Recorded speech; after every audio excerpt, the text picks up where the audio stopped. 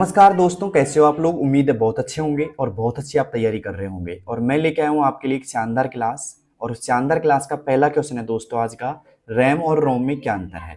ठीक है, रैम और रोम में क्या अंतर है। पहला ऑप्शन, रैम अस्थायी मेमोरी होती है जबकि रोम स्थायी मेमोरी होती है। दोनों एक जैसी होती है। रोम अस्थायी होती है या रैम केवल मोबाइल में होती है। जल्दी से बताइए इसका जवाब क्या होगा। अगर आपको आता है तो फिर डिस्कस करेंगे इस क्वेश्चन के बारे में भी। ठीक है, तो बताइए जल्दी से कमेंट बॉक्स में। अगर आपको हल्का फुल्का आंसर आता हो इसका तो आप कमेंट बॉक्स में इसका आंसर दे सकते हैं वैसे। ठीक है दोस्तों, यहाँ पे अगर मैं बात करूँ रैम की पहले, तो रैम का जो फुल फॉर्म होता है एक तरीके से वो होता है दोस्तों रैंडम, ठीक है, एक्सेस मेमोरी। ठीक है, ये इसका फुल फॉर्म होता है, ध्यान रखना इस चीज का। और साथ में हम बात करें दोस्तों रोम की, ROM रोम की, तो रोम क्या है दोस्तों, रीड ओनली मेमोरी होती है। क्या होती है दोस्तों, रीड ओनली मेमोरी होती है। मैं क्यों लिख रहा हूँ इस फुल फॉर्म को, क्योंकि कई बार ये फुल फॉर्म इंपॉर्टेंट हो जाती है और ये फुल फॉर्म्स आ जाती है एग्जाम के अंदर। ठीक है, तो आपको दोनों को अगर अच्छी तरह आती है तो ठीक है, वरना नोटबुक में लिख लेना इनको।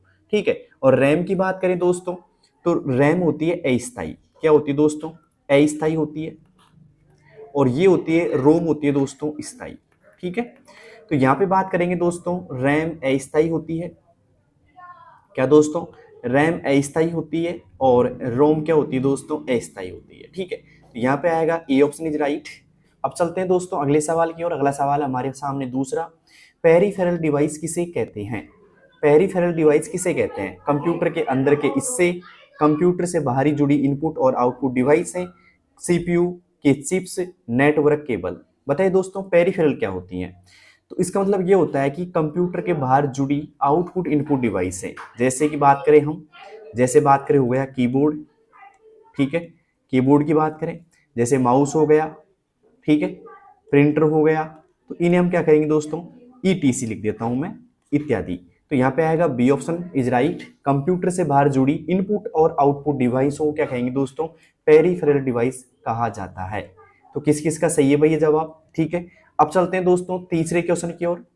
तीसरा क्वेश्चन क्या है, BIOS का पूरा नाम क्या होता है। इस क्वेश्चन को मैं हर क्वेश्चन क्लास में लेके आ रहा हूँ क्योंकि मुझे इंपॉर्टेंट लग रहा है। ठीक है, तो इसका जो सही जवाब होगा वो होगा बेसिक इनपुट आउटपुट सिस्टम। क्या होगा दोस्तों, बेसिक इनपुट आउटपुट सिस्टम होगा।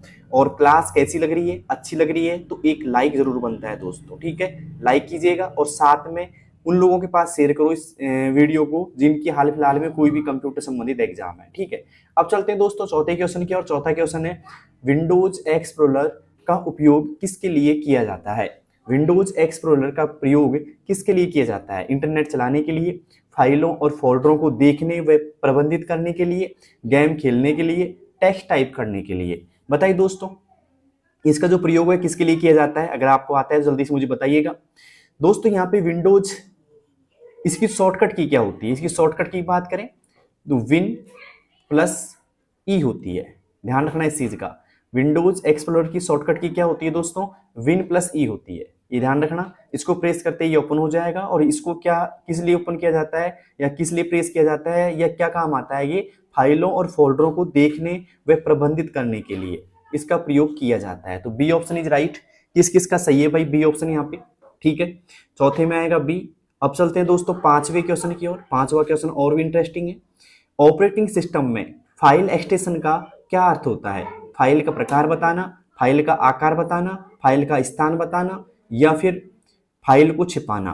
दोस्तों फाइल एक्सटेंशन की बात की जाए तो इसका जो प्रयोग एक तरीके से प्रयोग किया जाता है या फिर इसका जो काम होता है वो होता है फाइल का प्रकार बताना। क्या होता है दोस्तों, फाइल का प्रकार बताना। किस किस का सही है भाई फाइल का प्रकार बताना। ठीक है, जैसे बात करें हम डॉट XLSX आ जाता है, ये किसका प्रकार हो जाता है, एक्सेल का बताता है। ये डॉट DOCX आ जाता है, ये किसका बताता है, MS वर्ड का बताता है।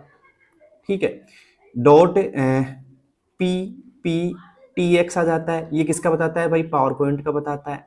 तो ये कुछ है, जैसे डॉट TXT आ जाएगा, TXT है ना, ये किसका आएगा, टेक्स्ट फाइल का आता है। किसका आता है दोस्तों, टेक्स्ट फाइल के लिए आता है ये। तो उम्मीद है समझ में आ गया होगा यहाँ तक का। और भी काफी होते हैं लेकिन इनको थोड़ा सा इंपॉर्टेंट लेना आपकी बार। ठीक है, अब चलते हैं दोस्तों अगले सवाल की। और अगला सवाल हमारे सामने छठा सवाल क्या है, ध्यान से देखिएगा। लिनक्स किस प्रकार का ऑपरेटिंग सिस्टम है। लिनक्स किस प्रकार का ऑपरेटिंग सिस्टम है। Close source, open source, paid source या प्राइवेट ओएस? बताइए दोस्तों, लिनक्स जो है आपका वो किस प्रकार का सॉफ्टवेयर है? दोस्तों लिनक्स जो है वो है ओपन सोर्स। क्या है दोस्तों? ओपन सोर्स है। ठीक है, अब चलते हैं दोस्तों सातवें क्वेश्चन की ओर। सातवां क्वेश्चन है, विंडोज में रिसाइकल बिन का क्या कार्य है? विंडोज में रिसाइकल बिन का क्या कार्य है? तो पहला ऑप्शन आ रहा है डिलीट फाइल को अस्थायी रूप से संग्रहित करना, फाइल्स को कंप्रेस करना, फाइल प्रिंट करना या फाइल्स शेयर करना। बताइए दोस्तों क्या होगा इसका सही जवाब? अगर आपको आता है तो आप मुझे बता सकते हैं। दोस्तों रिसाइकल बिन होता है एक तरीके से होता है कचरा पात्र कंप्यूटर का। क्या होता है दोस्तों? कचरा पात्र होता है। और कचरा पात्र होता है जो क्या काम करता है दोस्तों? डिलीट फाइल्स को अस्थायी रूप से संग्रहित करता है। डिलीटेड फाइल को अस्थायी रूप से संग्रहित करता है। तो ए ऑप्शन इज राइट। ठीक है, अब चलते हैं दोस्तों अगले सवाल की ओर। अगला सवाल है आईएसपी यानी कि इंटरनेट सर्विस प्रोवाइडर। ध्यान रखना आईएसपी का जो फुल फॉर्म होता है वो होता है इंटरनेट सर्विस प्रोवाइडर। का कार्य क्या होता है? इंटरनेट कनेक्शन प्रदान करना, कंप्यूटर की मरम्मत करना, वेबसाइट बनाना या सोशल मीडिया अकाउंट चलाना। बताइए दोस्तों आईएसपी का पूरा नाम तो मैंने बता दिया आपको, साथ में इसका कार्य क्या होता है? तो ये होता है दोस्तों इंटरनेट कनेक्शन प्रदान करना। क्या होता है दोस्तों? इंटरनेट कनेक्शन प्रदान करना। आठवें में आएगा ए ऑप्शन। किस किस का सही है भाई? अब चलते हैं नौवें सवाल की ओर। नौवां सवाल है हमारे सामने, कुकीज क्या होती है भाई? कुकीज क्या होती है? ब्राउजर द्वारा स्टोर की गई छोटी फाइलें जो यूजर की गतिविधि को रिकॉर्ड रखती हैं, वायरस, वेब पेज या एंटीवायरस। बताइए दोस्तों कुकीज क्या होती है? तो कुकीज होती है दोस्तों ब्राउजर द्वारा स्टोर की गई छोटी फाइलें जो यूजर गतिविधि को रिकॉर्ड रखती हैं। बताइए दोस्तों क्या होगा इसका सही जवाब? मैंने बता ही दिया, वैसे ए ऑप्शन होगा इसका सही जवाब। तो किस किस के 9 में से 9 सही हो चुके हैं जल्दी से कमेंट बॉक्स में बताएं मुझे। अब चलते हैं दोस्तों 10वें क्वेश्चन की ओर। 10वां क्वेश्चन है एईपीएस। अब एईपीएस का पूरा नाम क्या है दोस्तों? आधार इनेबल्ड पेमेंट सिस्टम होता है। का कार्य का क्या उपयोग है? बैंकिंग सेवाएं केवल आधार के माध्यम से उपलब्ध कराना, एटीएम कार्ड से ट्रांजेक्शन, क्रेडिट कार्ड से भुगतान या इंटरनेट बैंकिंग। बताइए दोस्तों क्या होगा इसका सही जवाब? अब मैंने यहाँ पे बता दिया इसका पूरा नाम क्या है, आधार इनेबल्ड पेमेंट सिस्टम। तो ये भी लिख लेना क्योंकि ये भी यहाँ से कई बार पूछा जाता है कि एईपीएस का पूरा नाम क्या होता है। और ये क्या होता है दोस्तों? एक तरीके से बैंकिंग सेवाएं केवल आधार के माध्यम से उपलब्ध कराना। क्या होगा दोस्तों? बैंकिंग सेवाएं जो एक आधार कार्ड से एक तरीके से उसके माध्यम से हम उपलब्ध करा सकते हैं बायोमेट्रिक के द्वारा। ठीक है, अब चलते हैं दोस्तों अगले सवाल की ओर। अगला सवाल हमारे सामने 11वां, डिजिटल सिग्नेचर का उपयोग किस कार्य में किया जाता है? पहला फोटो लगाने के लिए, वीडियो अपलोड करने के लिए, ऑनलाइन डॉक्यूमेंट वैधता देने के लिए या नेटवर्क शेयरिंग के लिए। दोस्तों डिजिटल सिग्नेचर होता है एक तरीके से भाई डिजिटल तरीके से सिग्नेचर आप करते हो, वो क्या काम आते हैं? वो आते हैं दोस्तों ऑनलाइन डॉक्यूमेंट को वैधता देने के लिए। तो यहाँ पे आएगा सी ऑप्शन इज राइट। ठीक है, अब चलते हैं दोस्तों 12वें सवाल की ओर। 12वां सवाल हमारा एमएस वर्ड में फाइंड एंड रिप्लेस का क्या उपयोग होता है? फाइल सेव करने के लिए, शब्द या वाक्यांश को ढूंढकर उसे किसी अन्य से बदलने के लिए, पेज नंबर जोड़ने के लिए या स्पेलिंग जांचने के लिए। दोस्तों यहाँ पे फाइंड रिप्लेस की बात की जाए तो अगर इसकी शॉर्टकट की बात की जाए तो वो होती है दोस्तों कंट्रोल के साथ में एच हम प्रेस करेंगे इसमें। ठीक है, उससे हम find and replace dialog box open कर लेंगे। ये क्या काम आता है? शब्द या वाक्यांश को ढूंढकर उसे किसी अन्य से बदलने के लिए। तो यहाँ पे आएगा बी ऑप्शन इज राइट। अब चलते हैं दोस्तों 13वें सवाल की ओर। 13वां सवाल है वर्ड में पैराग्राफ अलाइनमेंट का कार्य क्या है? वर्ड में पैराग्राफ अलाइनमेंट का कार्य क्या होता है? तो पहले बता देता हूं इसके कितने होते हैं। ये होते हैं दोस्तों 4 होते हैं।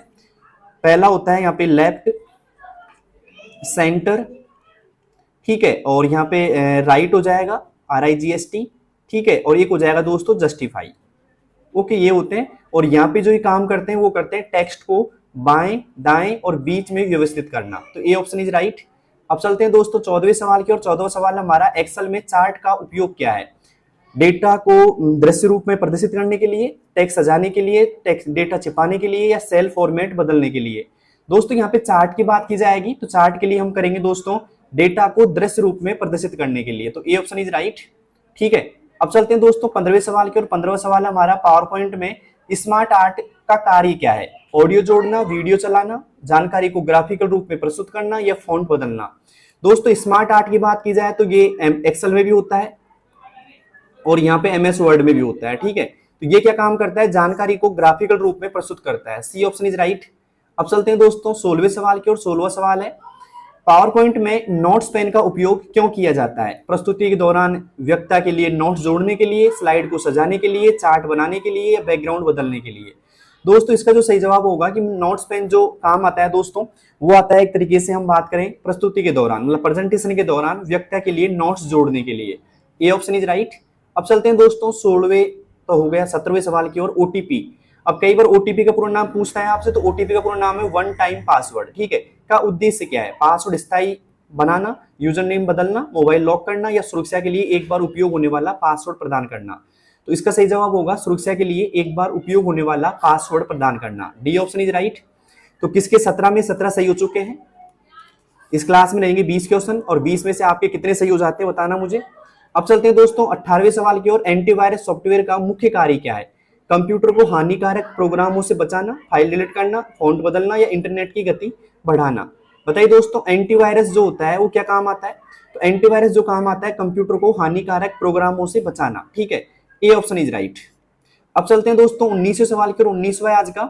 साइबर क्राइम सेल का मुख्य कार्य क्या होता है? साइबर क्राइम सेल का मुख्य कार्य क्या होता है? इंटरनेट पर किए गए अपराधों की जांच और रोकथाम, मोबाइल सर्विस देना, इंटरनेट स्पीड बढ़ाना, डेटा सेव करना।